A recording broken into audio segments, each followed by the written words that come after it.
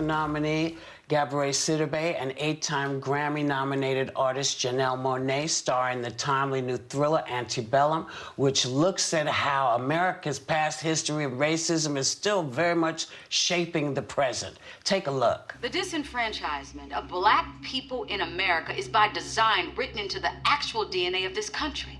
Your argument, however flawed, has been successfully promoted and propagated through repetition. We hear it over and over again. But I'm here to tell you that this vicious cycle of inequity will soon be broken. Boo! Bill! Boo! Boo! Mommy, why was that man so angry? Oh, baby. That is a really great question.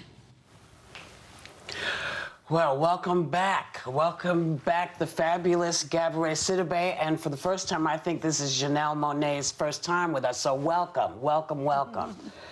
Okay. Thank you for Sarah, having us. I think you have the first question. Yeah, Janelle, in Antebellum, you play a modern-day author who somehow finds herself connected to a Civil War-era slave plantation. Now, there's a big twist in the movie, so I don't want to give too much away, but you say this movie is going to trigger some people. Why?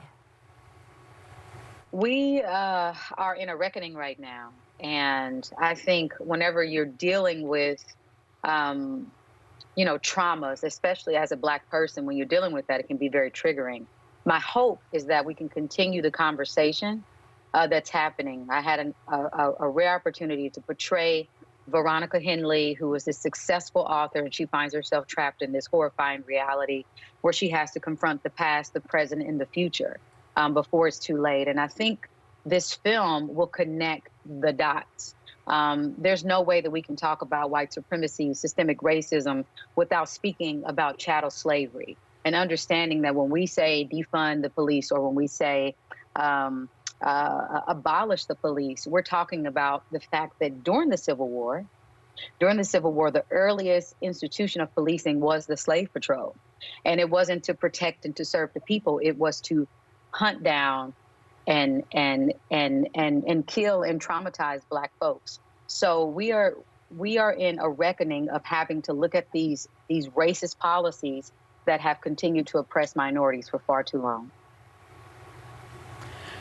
Well, I certainly watched it last night and was triggered. So a lot of people will be talking and thinking a lot about this film. And Gabby, you play a modern, empowered woman in the film. You do it wonderfully. And your scenes with Janelle celebrate Black female friendship and sisterhood. I heard Janelle called you specifically to be in the movie. What was that conversation like? It was actually pretty easy. I had done a panel with Janelle's manager, one of her managers, Mikhail, who told me about the film. And I was like, that would be really cool. I can't wait to see the movie. And then when Janelle and I spoke, after reading the script, I told her how much I connected to the script, just because I'd gone to Ghana right before I read the script, and I visited a slave castle. And I was reminded that slavery was supposed to be forever. You know, it was never supposed to stop. Like, we've interrupted slavery. And so I thought this concept of this film where we're experiencing slavery again made the most sense in the world to me at the time. Wow. Well, Janelle, you just released an amazing new anthem called Turntables for the Stacey Abrams documentary, All In, the Fight for Democracy, and it's about voter suppression. You said recently you've been too emotionally exhausted to create new music. Can you tell us about that and what convinced you to record this song? It's Stacey Abrams. You know, she is the real deal. She's for the people. I was in Atlanta, Georgia, when Brian Kemp stole the election from Stacey Abrams. You know, someone being Secretary of State over the votes and also running for governor. And there's proof that this has indeed happened. And upset, and I told her, hey, if you ever need me, call me. And I had an opportunity to watch the documentary.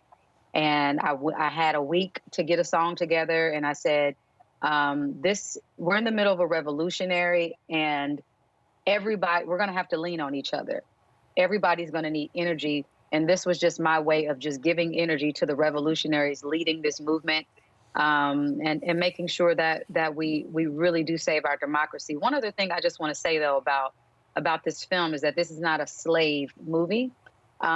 This is also honoring the Black women right now who are amplifying the voices of marginalized people, like Maxine Waters, fighting every single day to protect us.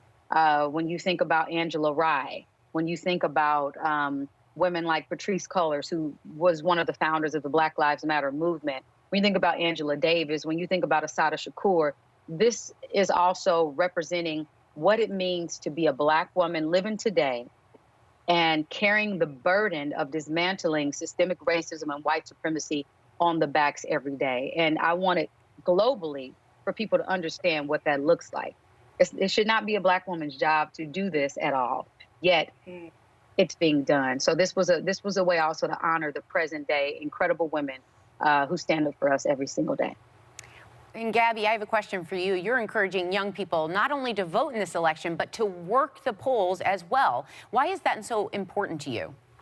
Yes, I actually just directed 2 PSAs for Spread the Vote, and it's in order to encourage younger Black and Latinos to work the polls because older people are more susceptible to getting coronavirus right now. And so what we want to do is we want to make sure that they stay safe, that they stay home, because if we don't have more people working at the polls, then we'll have less polling places. And this election is already going to be hard enough to vote in the first place. And so I just wanted to do everything I can to make sure that we know that A, we need polling workers, B, you can be paid for it, and C, to get younger people to do it so that we keep our elderly safe.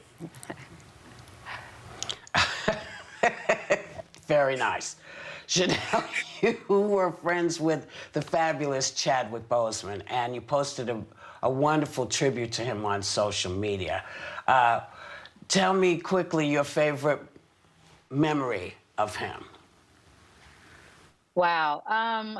Chadwick is, I still know that his spirit is like with us. So I'm going to speak like presently, you know, I mean, Chadwick is such a giving person and someone who stayed present.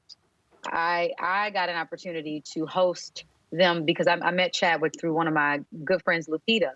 And when they were filming Black Panther, I had an opportunity. Yeah, to bring them. They were in Atlanta, and I said, come over, I want to host you guys.